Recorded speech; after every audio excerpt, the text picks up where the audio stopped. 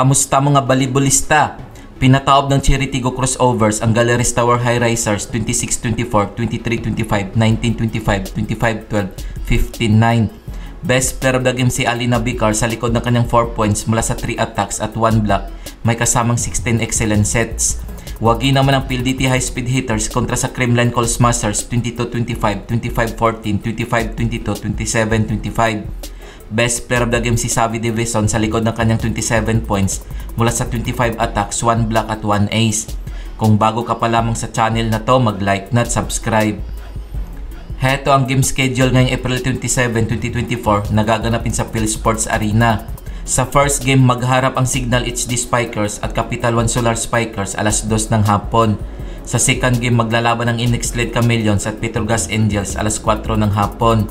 Sa main game, magtutos ang Akari Chargers at Strong Group Athletics alas 6 ng gabi.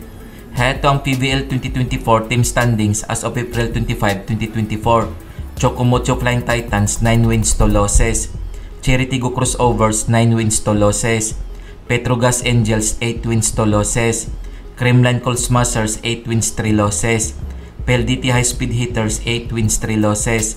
Signal HD Spikers 6 wins 4 losses. Akari Chargers 4 wins 6 losses. NX-led Chameleons 4 wins 6 losses. Farm Fresh 3 wins 8 losses. Galleries Tower High Risers 3 wins 8 losses.